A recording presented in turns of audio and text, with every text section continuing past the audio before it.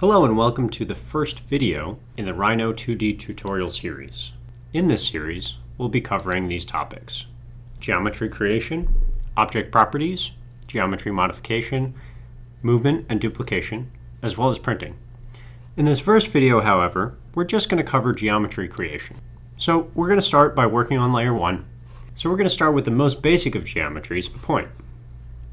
And remember, we can create a point in a freeform way, or we can have it attached to the grid. So in this case, we'll turn on grid snap and create our point right here at the origin. Not much to it, but remember that if you want to make another point, you can press spacebar to repeat your last command. So I'll make another point here. I can do the same by pressing enter. And the same again by right-clicking and selecting repeat single point. Now let's make a line. This time, instead of selecting point from this area here with commands, we're going to type line in the command prompt. And we're just going to start typing. Line, enter. And I'm going to create a line with my object snaps on. I can turn grid snap off now, but my object snaps are still on. So I'm going to create a line from this point to this point. So the line command, if I were to repeat that, I click once to start the line, and then once again to end the command. Now I have two lines overlapping each other. I can cycle through this little tooltip to select which line I want. These lines are the same lines, so it doesn't really matter which one I pick, but I can cycle through with my mouse or with the arrow keys and hit enter to confirm. So I'll delete one of those lines. Now I'm going to create a polyline. And we'll start that polyline here and connect to these points. And to end the polyline, you can right-click, press enter, or press spacebar. Or come over here to the menu and press done. Say I want to create a line with a fixed length, or a polyline segment with a fixed length. I can start the polyline command again, start the first point, and let's say I want this line to be 1 unit long.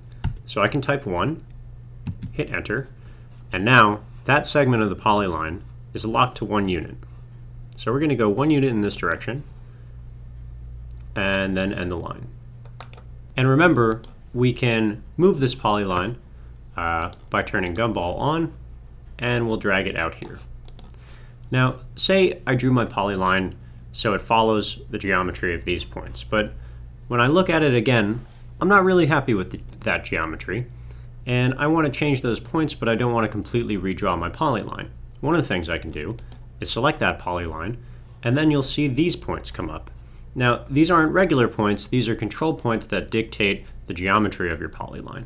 So if I want to change how this polyline looks, I can then select one of these control points, and you'll see a different gumball interface come up. I can use that gumball interface to move these control points and shape my line differently. You're not just stuck to lines and polylines, however. You can create rectangles. You can create different polygons with as many sides as you want. In this case, let's do 5. Most of the commands in Rhino have a set of options that you can choose from to change how that command behaves. For example, let's repeat that polygon command again. And over here, we can look through all these different commands. So by default, we're going to draw the polygon from the center out. But if I change to any of these commands, let's try edge. By choosing edge, I'm now going to draw the polyline based on its edge length. So let's say I'll snap to this line, and now that polygon is dictated by its edge length. If a command isn't behaving how you think it would, it's important to look at the options that will show up in this window. Also, you're not restricted to straight segment shapes. You can create curves, like these circles. You can create ellipses. You can create arcs. You can even create freeform curvature by typing curve. So there are many different ways to create a curve in Rhino. The standard way with the curve command is by choosing its control points. So say I'm going to use the same points that I made to create this polyline that I edited. We'll try that. So I'll click on these points, and these points will dictate how the curve is bent along its length.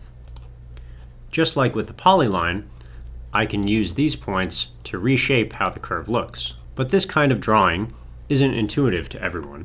So if you're used to drawing with your mouse or with a pen tool, you can come over here to the curve command and go to Sketch.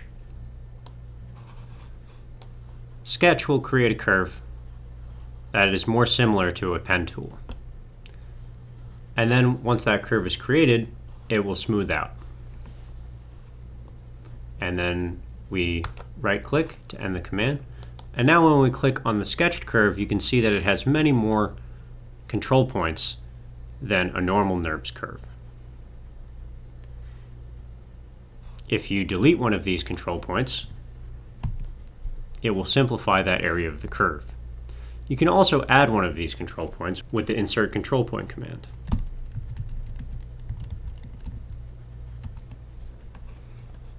You can insert a control point anywhere along the curve's length and right-click to confirm the command. So those are the basics for 2D geometry creation. In the next video, we're going to talk about altering the properties for these objects. Thanks for watching, and I'll see you in the next tutorial.